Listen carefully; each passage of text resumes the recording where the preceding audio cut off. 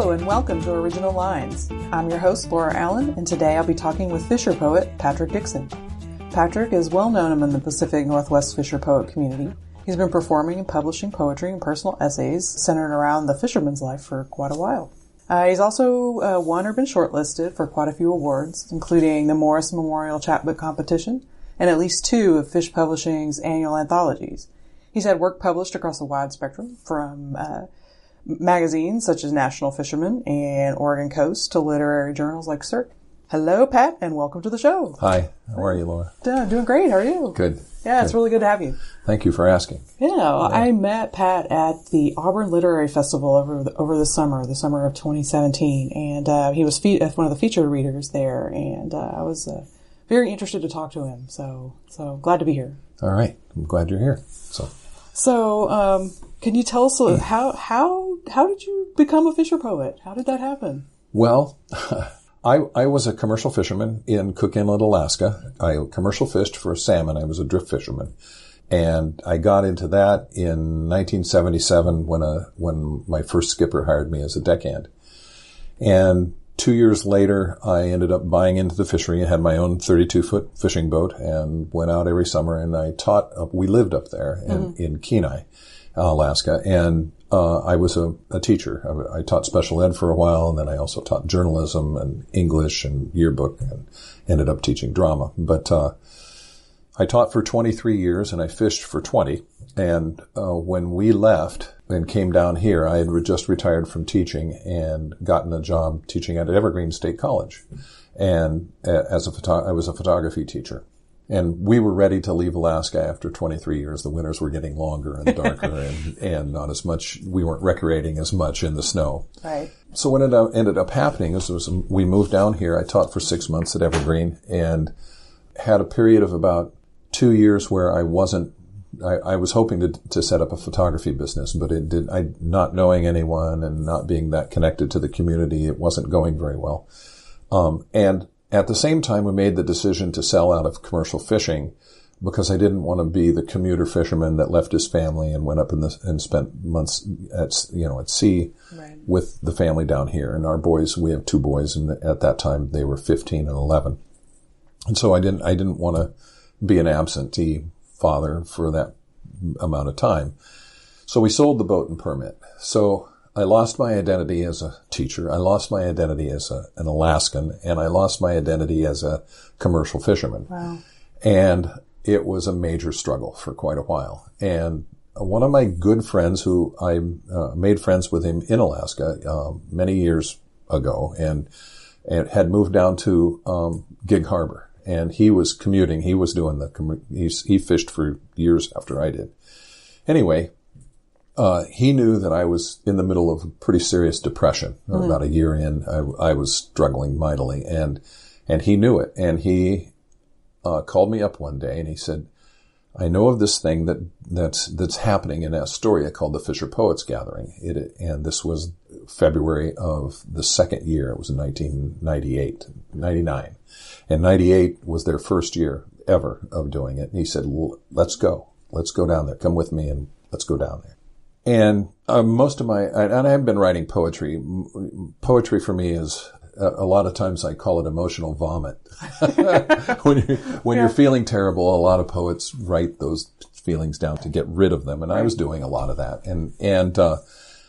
But I was working on the craft, and I really felt kind of at sea. And so we walked into the Wet Dog bar and cafe, and that's where the Fisher Poets Gathering began. And all of a sudden, I'm looking at guys in extra tough boots and fishing slippers and in stormy seas float coat jackets, and they're talking about, and they're getting up on stage and talking into a microphone, men and women, about commercial fishing. And for the first time in the year and a half I'd been down here, I felt at home. The first night, it didn't take me more than a couple of hours of sitting in the audience before I got up and took my journal into the back room and started writing down what I was feeling. And the next night I read it during open mic. Mm-hmm. And that was the beginning. That was the start. And I've often told the people who started it, and a lot of my good friends that I've made through Fisher Poetry, Fisher Poets really helped heal me from that time and get me kind of on the track. And I now know more commercial fishermen throughout the country than I ever knew as a fisherman in Cook Inlet. And so it's really been gratifying in that way, and it did help me heal. So that's a long answer to your question. No, that's wonderful. It seems like it's a really tight-knit community, or at least a really active community. New York Times had an article. Yeah. American History website had an article on the Fisher Poets Gathering. There were BBC Radio. Yeah, found a link. They came one year. Yeah, it just seems to really capture the imagination, and it seems like a really interesting community to be part of. It is a wonderful community to be part of, and I've been fortunate enough that I have enough technical expertise that I can help, because one of the things that I've always in my life been enthusiastic about is getting behind a cause I believed in, and so I volunteered to put up the In the Tote website, www.inthetote.com, and it is basically a site where you can go hear Fisher poetry by the Fisher poets that are on stage. You can see videos of them reading, and you can read their writings. And so, my goal was to have it get an online presence so that people who might be considering having a show or something like that could see what it's like and possibly invite people to come, that kind of a thing. And it's been really successful. So, I manage the website, and I also help with the fisherpoet.org website. And in terms of, getting the word out on Facebook, we have 2 Facebook pages, Fisher Poets Facebook page and Friends of Fisher Poets Facebook page. So there's a shameless plug for Good. I like shameless plugs.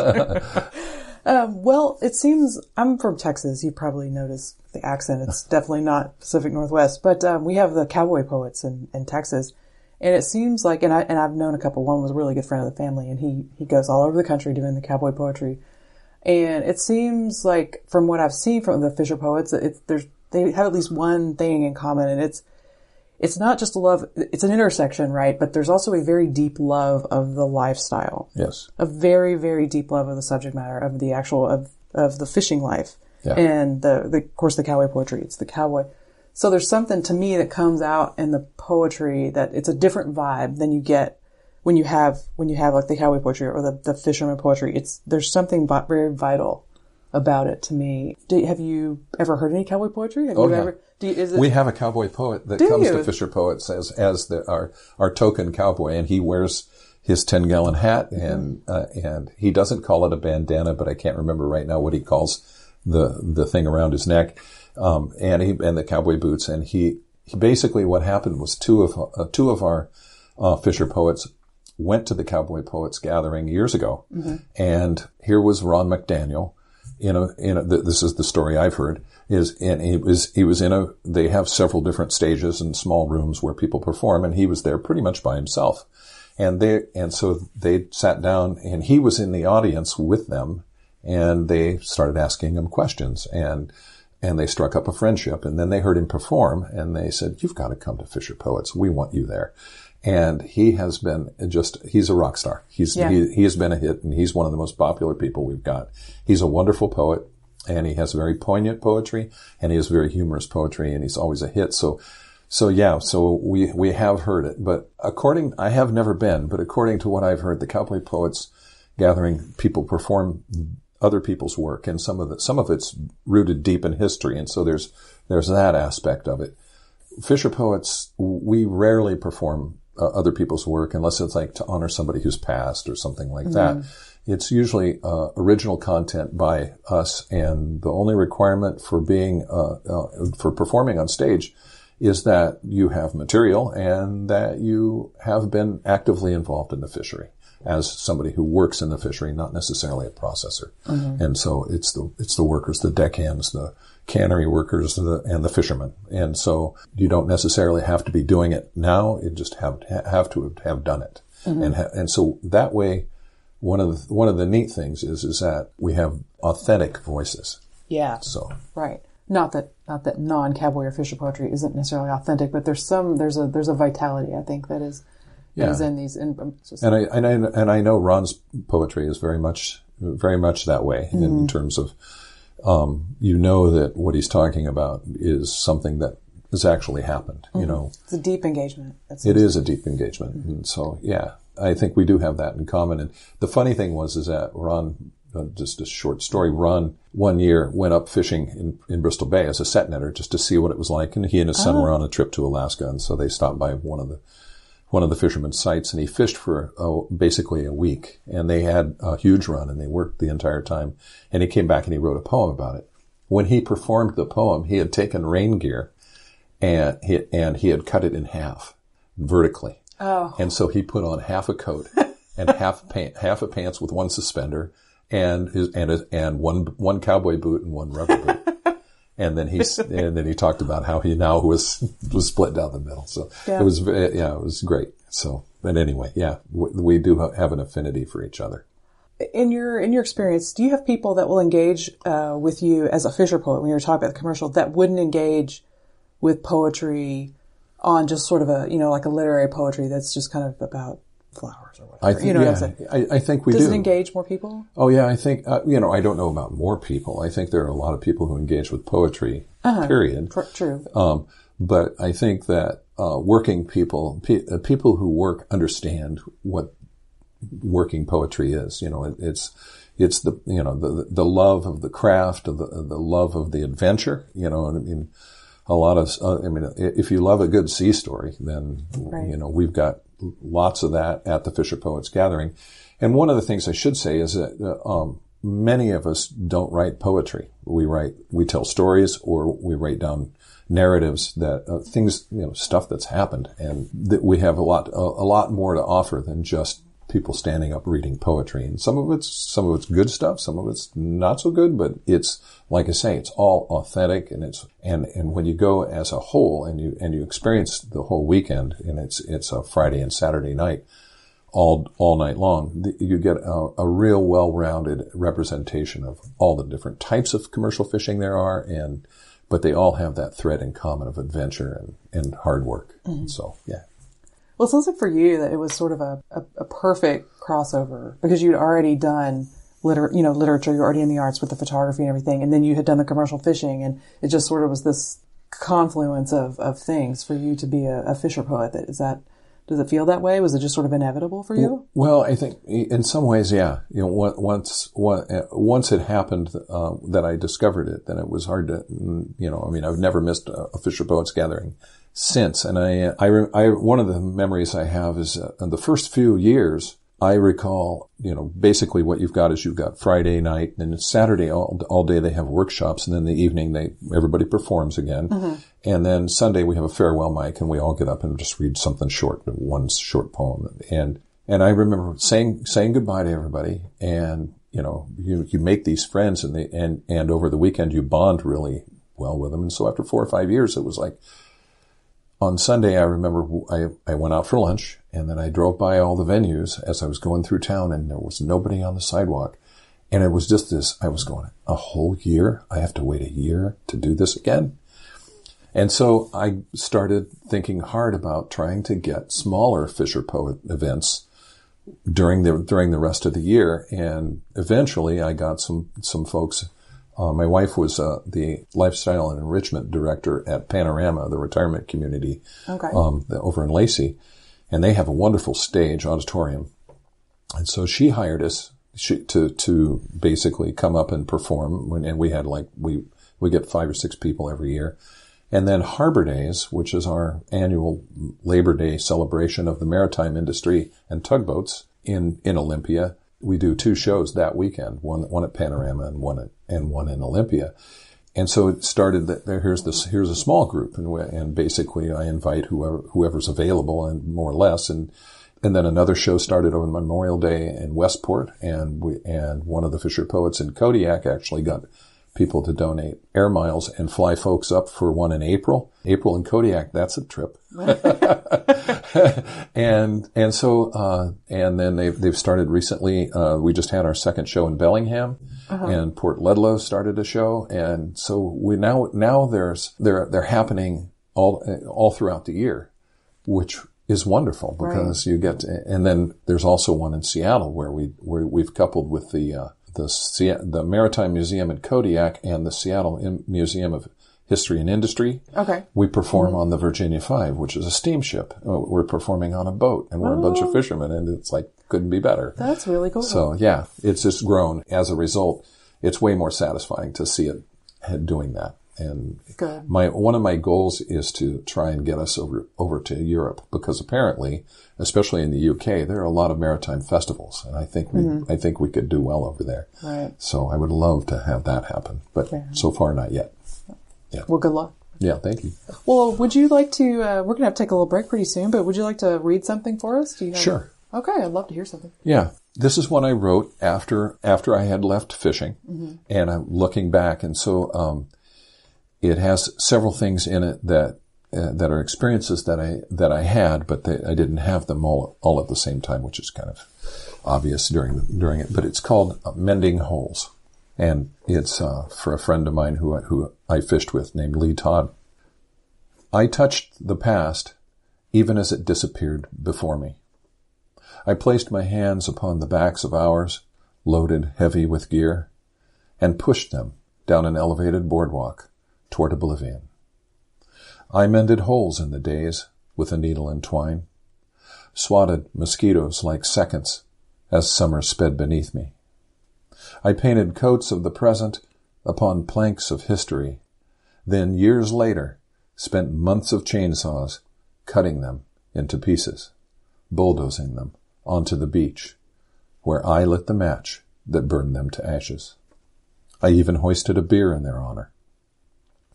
I've seen compasses lose direction, watched a fleet of seasons sink over the horizon, seen sail give way to power, wood give way to glass, species disappear under thick coats of oil, and lifestyles vanish beneath politicians' dark coats. I pulled decades of tradition onto shore, put them on barrels, and walked away, leaving them to decay. Winter storms weakened them. Summer sun bleached them. And I returned years later to feel them crumble between my fingers. What my eyes have forgotten, my hands remember. Cool, wet cotton gloves, stiff, rough manila line, and the heavy chains of anchors covered in generations of mud. I lean into the cool plastic of this buoy. Like seconds into hours, it gives before resisting, and reminds me that ebbing times, with all the gear, work, and fish, are like a boat on a set in a strong tide. From on board, all we see is the set, but from anywhere else, the boat and net grow smaller as they drift into the distance. Thank you. That was beautiful. Thank you. Yeah. We'll be right back. Hey there. Did you know that you can find Original Lines on both iTunes and Stitcher? So whether you have an iPhone or Android, you can always catch the latest episode. Be sure to subscribe to us, and please, we love reviews. Thanks. Hi there. We're back with Patrick Dixon, Fisher Poet.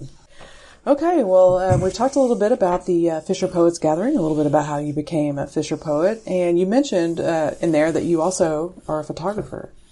And do you still do much photography, or are you? Not as much as I used to, but I still do. One of the things that I love to do is I love photographing at night. Mm-hmm. And so my son is also a photographer, and he and I oftentimes plan excursions around the Perseid meteor showers or that kind of a thing. And so we'll go up to Mount St. Helens or Rainier, wherever we can get a good view of the night sky without a lot of ambient light, and we'll photograph and do a lot of that. And we also love doing landscape photography, and so I think on our agenda is to try to get to the northeast corner of Oregon and photograph the canyons that are over there and that kind of a thing. So we I don't, but like I say, I don't do it as much as I used to, and I think I spend a lot more time in my chair at my desk trying to figure out how to craft words, but it's still fun, and I still mess around a lot on the computer in Photoshop and Lightroom and some of the programs I use to edit photos. So Yeah. Well, I've never met a creative person yet that only had one medium. Right. It doesn't seem to work that way. It No. seems to have multiples. Do you feel like they feed into each other at all? I know you have like one book that has both your photography and your poetry in it. I do. And do you feel like the photography and the poetry are related to you? I mean, very much so. Yeah. I think they're the same beast, just a different interpretation of whatever creative thing you want to say. And ekphrastic poetry, poetry written to images, is something that I've done with some of my own photographs.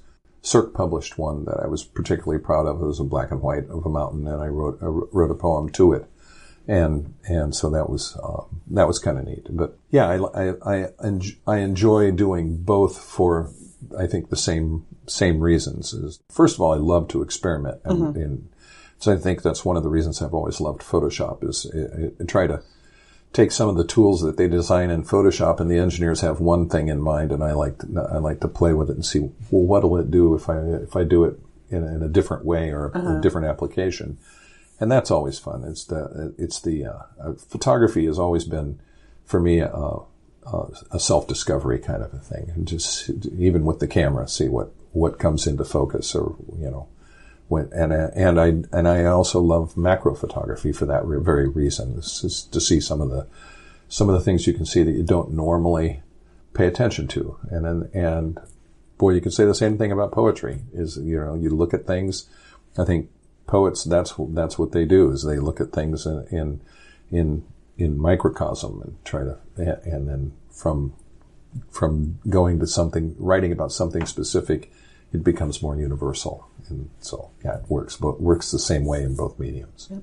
So, well, have you always kind of had that drive to make art of various types? Is that as long as I can remember? I had got given a camera, a little miniature spy camera. My parents got me for Christmas one year when I was 5 years old, and I've always wanted to write ever since I discovered that there was such a thing as creative writing. I think I started my first book about a horse when I was like 7 or 8 years old. I have no idea whatever happened to that manuscript, and I don't think I want to know. but I have always been interested in both those things, and it's just been something that as I don't know why, but I've always connected to that. Mm-hmm. So, why do you think that people make art in general? I mean, why do you think we do this? I mean, we make so many things, and so many beautiful things. I guess there's one train of thought that says there's no such thing as an original idea. We always borrow from other people, but we do create original ideas every time we make something our own and do it in our own way, in our own fashion.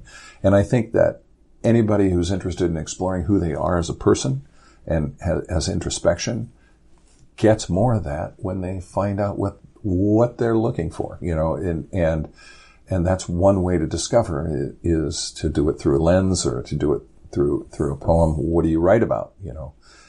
I taught photography for years, and I also taught at the college level here at SPSCC. And one of the things that I always recommended to my students, even in the digital world, is print out a contact sheet of your work and then turn it upside down and ask yourself visually what you're seeing.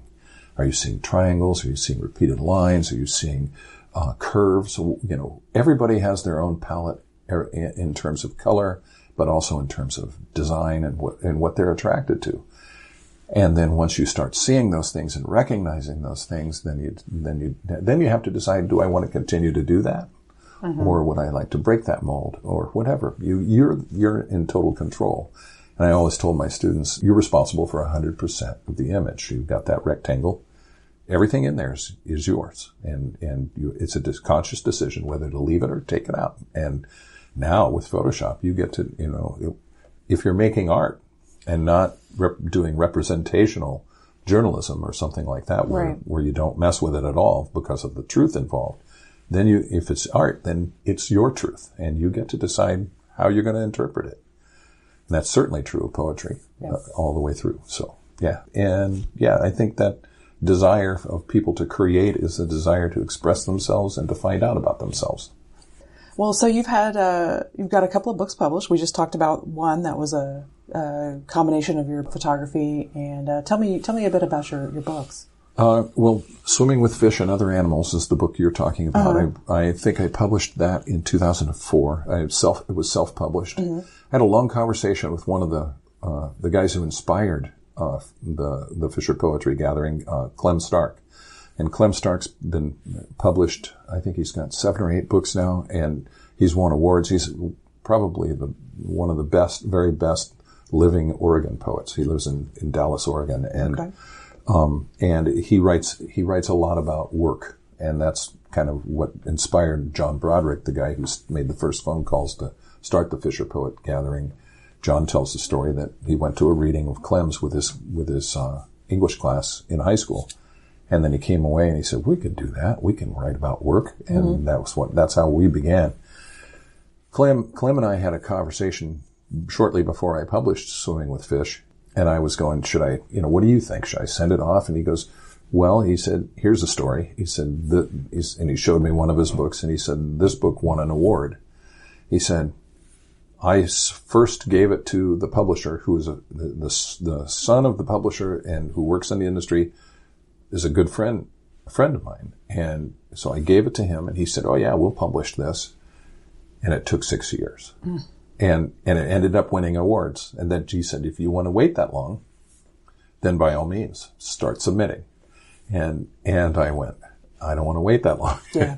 And so I learned how to work Adobe's InDesign program and put together the book on my own and published it online with a printing service called 48hourbooks.com. And they did a fantastic job, and I was really pleased with it, and the first printing of 400 copies sold out, and I had another printing done, and so it's not necessarily in bookstores, but it's on my website, and then the second book is called Arc of Visibility, and that won the Morris Memorial Chapbook Award, and through of all places, Alabama State Poetry Society. And so it's a smaller book, and it's all commercial fishing, where Swimming with Fish is half of it is about commercial fishing and half of it is poems about other things, family and other different things. And so those are the 2 books I've got. Well, I congratulate you. I've taught creative writing. Also, I've done adult workshops and classes, with kind of self-selected adults that have come back to writing later. And always their question is, do I self-publish? Do I not? And there's so many different, you'll hear so many different opinions, so many different ways, but if you just you can either hire someone to help do the design, or if you can learn to do the design yourself, there's absolutely no reason not to self-publish. But on the other hand, I submit a lot of poems to individual journals, and like you said earlier in the introduction, and to magazines. The Cirque Literary Journal is based in Anchorage, but they've been really good to me. Anytime I give them a submission of 2 or 3 poems, they'll publish at least one. Yeah. And so I feel real validated doing that. And it's nice to be able to get the work out there in other venues so people can see it rather than just in my book or online on the website. Right. One of my goals, it was really interesting because the Fisher Poet thing can be a blessing and a curse, and my goal, one of my goals, a couple of years ago was I've been published by the Fisher Poet community, and Oregon Coast published some of my stuff based on the Fisher Poets. Right. I've been in the Fisher Poetry anthologies and that kind of a thing. What about the other poetry I write? Right. Because we're not just pigeonholed. None of us are. And I said, well, I want to make it a goal to get published by other journals. And so I subscribe to a mailing list that sends out calls for work. And so when something seems to fit one of my poems that I've written, I'll send it off. And I've been really fortunate that I'm that's happening. And you don't make a living doing this. No. No. But it's nice to know that people hear you and think that what you're saying is worthwhile. And that's the goal. And so I feel like I've done well that way, and hopefully will continue for a while. Do you have any projects that you're working on now? I have I'm trying to sort through a group of poems that I have I've done 2 chapbooks. And so I've decided I want to try and do a book length group of poems. And so the struggle right now with it is trying to sort out, is it all commercial fishing poems? Is it not commercial fishing poems? I'd rather see a mix of just my best poetry, selected poetry or whatever. But finding the thread that ties it all together is my challenge, and so I'm still working on that. And one of the people who is a Fisher poet and a wonderful writer, and also a teacher of creative writing in Wenatchee, Erin Freistad, has agreed to help me try to sort it out. But I have to get her at least the body of work. So, and she helped with archivisibility immensely. Around this very table that we're sitting at, we had it all laid out, and she helped me figure out how to get it to flow together. And she's a magician that way, and I really appreciate her. And so we're hopefully going to be working together. Once I get my part of it done, then I'll send it to her, and we'll see how that all goes. But that's the next goal, is to get something that's more of a book length, 60 to 80 pages, and something like that. So, well, good luck to you. That's a big project. It's a different project. Yes, it is. Yes, it is. And so. Okay, well, I'll tell you what, I'd like for you to take us out with another poem, but before we do that, where can we find out more about you or read more of your work? I have 2 websites that are mine. One of them is patrickdixon.net, and that's mostly about the writer and the writing. They're both linked together, so if you get to one, you can find the other. And the other one is pdixonphotography.com, and that one is my photography work, and has some writing on it as well. But again, you can go back and forth. But there you go. Okay. Yeah. Well, thank you, and we'd love to hear another poem. Okay, this one has not been published yet, and the background for it was, I spent 23 years living in Alaska, and went up there, and I would have never become a commercial fisherman had I not been in Alaska. In fact, I grew up in Indiana and didn't even realize commercial fishing was still a thing, and I thought it was, part of the past. And I went up there, and I remember sitting next to the harbor in Haines, Alaska, at the top of the panhandle, and looking out, these aren't sailboats, and they're not yachts because they're all covered with rust and they smell bad. What is this? And so I started asking around, and they said, that's a commercial fishing fleet. You can go out, and you can get a job as a deckhand and go make money. And I've always loved boats. I've always been infatuated with boats, especially power boats. So it was just natural that I ended up in it. But I never would have done any of that had I not gone to Alaska. And so I wanted to honor Alaska. I went to I'm one of the board members of the Olympia Poetry Network. I just recently got elected, but I've been going to their meetings and workshops for a while. And one of the workshops I went to was a poetry of place. And one of the formats for a poem about place is a praise poem. And it can be about place, or it can be about other things too. But it seemed to make sense to praise Alaska, and as a thank you for the things I went through there. And so that's where this poem came from, was directly from that workshop. This is called Praise Alaska. Praise the 1,500 miles of gravel I drove. Praise the windshield, shattered by rocks, lap sprayed with broken glass. Praise the mountains walked, tents pitched, camp coffee, and the 44 on my hip. Praise endless summer light. Praise swift glacial rivers threading turquoise through broad gravel beds. Praise the abundant North Pacific, home to beluga, humpback, gray, bowhead, orca. Praise each fish my nets caught and all they let pass. Praise my boats, how they floated even when they didn't run. Praise baked salmon, grilled salmon, kippered salmon, salmon jerky, smoked salmon, salmon berries, low bush, high bush, bog blueberries, glistening currant. Praise the bears that ate them first. Praise the hurried race from breakup to terminal dust. Praise winter's chill, hoarfrost, 30 below, and silent snow. Praise the howl of wolves across the valley. Praise the gangly moose, head dipped beneath water, mouth streaming lily pads. Praise the caribou, crossing ice-burdened rivers, dodging flows, headed out with the tide. Praise the giant tides. Praise the white cloud clatter of snow geese rising from the flats. Praise the chortle of the sandhill, flight impossibly high under a midnight sun. Praise the eagle's chitter atop the spruce. Praise ravens rasp and croak. Praise totems and masks. Praise all who came before, from native to Russian to Chichaco to sourdough. Praise wilderness, the silence of woods.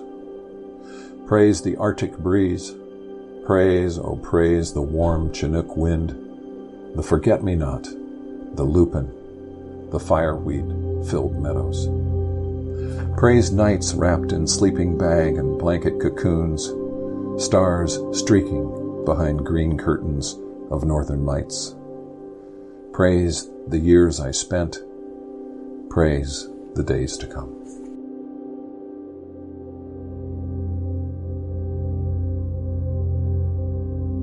And that'll do it for today's episode. Thanks again to Patrick Dixon and to you, our listeners. Please like and subscribe on iTunes, Stitcher, or other fine podcast services. And you can find out more about us at www.twoponiespress.com or look for us on Facebook, Instagram, and Twitter. Thank you very much. See you next time.